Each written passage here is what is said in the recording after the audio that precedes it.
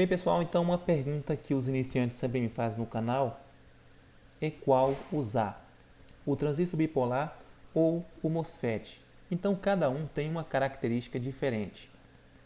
Eu vou estar falando para vocês ao decorrer dessa aula. Então vou usar aqui uma analogia como se fosse um sistema hidráulico para mostrar. Então temos aqui uma chave como se fosse uma chave para passagem de água representando um MOSFET. Vamos ter aqui para o controle o gate, o dreno e o source, onde vai ser aqui a passagem de corrente dele. O gate vai ser o controle. O gate do MOSFET é isolado de dreno e source. Então, quando aplicamos um sinal aqui no gate, essa comporta vai se abrir como se fosse um eletroímã aqui, vai puxar essa comporta e vai deixar a passagem livre aqui de dreno para source. No transistor bipolar é diferente. Ele vai ter base, coletor e emissor. Esse aqui é o transistor tipo 35 NPN. E temos aqui o tipo 36, que é o inverso, PNP. Esse transistor NPN, ele é de base positiva. Então temos aqui uma passagem de corrente positiva nele.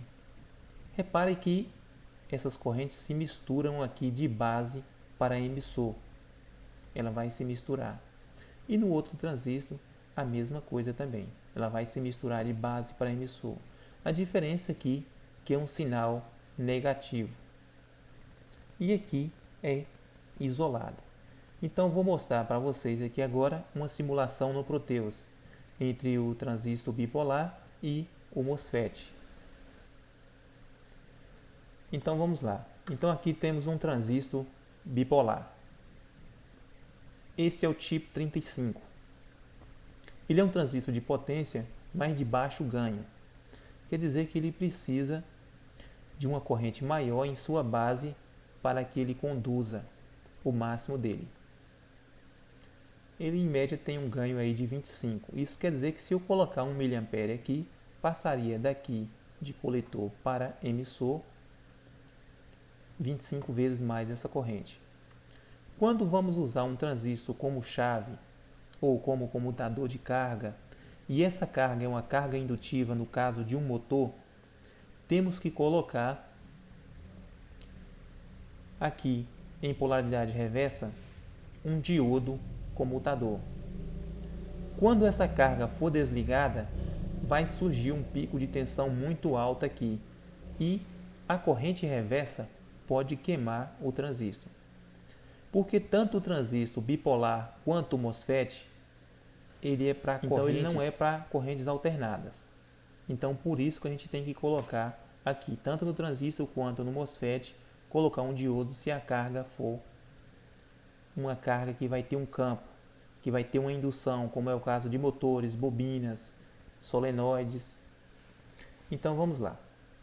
Assim está ligado aqui o sistema. Então assim que eu ligo a chave aqui, vai circular aqui pela base uma corrente.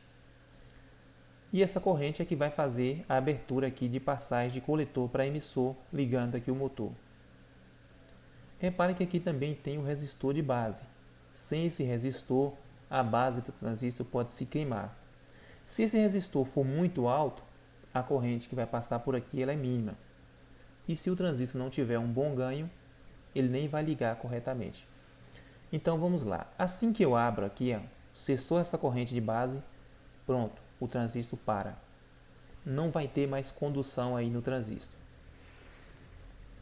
Se eu colocar um potenciômetro aqui, antes ou depois do resistor de base dele, já tem um resistor fixo aí, e assim que aumentar essa resistência, vai ficar uma resistência maior em série, e aí o motor vai rodar mais devagar, porque a corrente que vai passar é bem menor.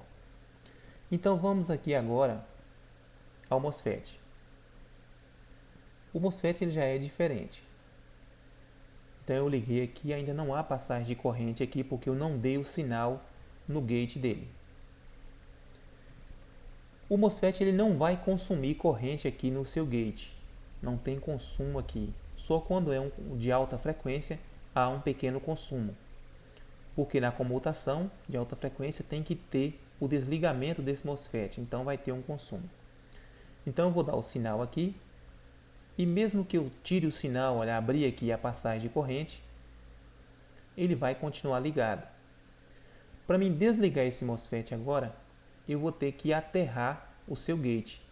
Então, esse sinal que está no gate aqui, quando eu aterrar ele aqui, olha, ele vai escapar por aqui, se anulando aqui o terra, que vai ser deste modo aqui. Então essa aí seria uma chave básica para um MOSFET. Boa parte dos MOSFETs ele já tem interno nele um diodo, como é o caso desse aqui. Repare que esse diodo está em polaridade reversa. Então não há passagem de corrente aqui com o sistema desligado. Olha. E com o sistema ligado, também não há passagem de corrente aqui pelo diodo. Mas em uma corrente reversa de um sinal contrário vai passar pelo diodo.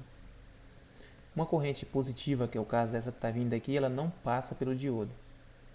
Mas uma corrente negativa, que vai ser a corrente reversa que desliga aqui o motor, ela vai passar por aqui e se anular. Então vamos lá. E para desligar o MOSFET por uma chave só e ligar por uma chave, como se faz? Então vamos ter que colocar aqui, além desse resistor, um resistor para desligar ele.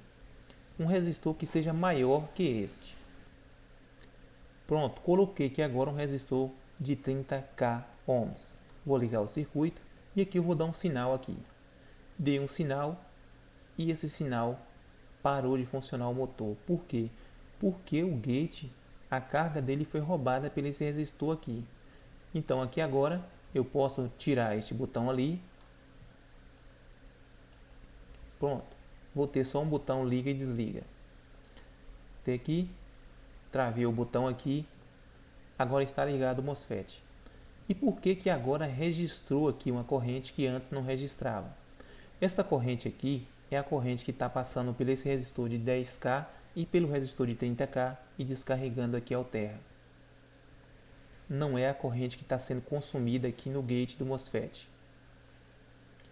Então assim que eu desligar aqui, tirar a trava do botão, vai desligar o MOSFET. Podemos intercalar aqui ainda um capacitor. Esse capacitor vai atrasar que o MOSFET ligue. Vai dar um retardo no MOSFET. Ou, quando desligar o sistema aqui, esse capacitor vai fazer com que ele desligue mais lentamente, de acordo vai consumindo a carga. Mas aí será em uma outra explicação. Então, qual usar? O transistor MOSFET ou o transistor bipolar? Isso vai ser de acordo com o seu uso aí. Os MOSFETs de potência eles são bem mais caros do que os transistores de potência. Chega a custar 3 a 4 vezes mais um MOSFET de potência. Uma vantagem é essa que eu falei para vocês, que o gate dele é isolado e não há consumo aqui no gate. Então cada circuito que você venha trabalhar vai ter um uso diferente de MOSFET ou transistor. Pode ter o uso dos dois. O MOSFET vai ser bom em algum caso e ruim em outro caso, onde você vai encontrar dificuldade para fazer a comutação, dificuldade para você fazer a regulagem desse MOSFET. Por exemplo, o MOSFET você não vai conseguir controlar ele se você colocar um potenciômetro aqui neste MOSFET. Só se você fazer este mesmo esquema aqui. Aí um potenciômetro vai controlar o MOSFET um pouco. E já o transistor é mais fácil de controlar. O MOSFET, você não tem aquela ligação de alto ganho, ele não precisa disso, como é nos transistores que eu mostrei em um outro vídeo aí, que a gente faz aquela configuração Darlington para ter um alto ganho no transistor. Aqui no canal já tem outras aulas sobre transistor, então essas aulas é mais para quem está iniciando na eletrônica, que tem muita dúvida ainda. Então as dúvidas que vocês tiverem podem deixar abaixo desse vídeo se elas forem relacionadas a este assunto.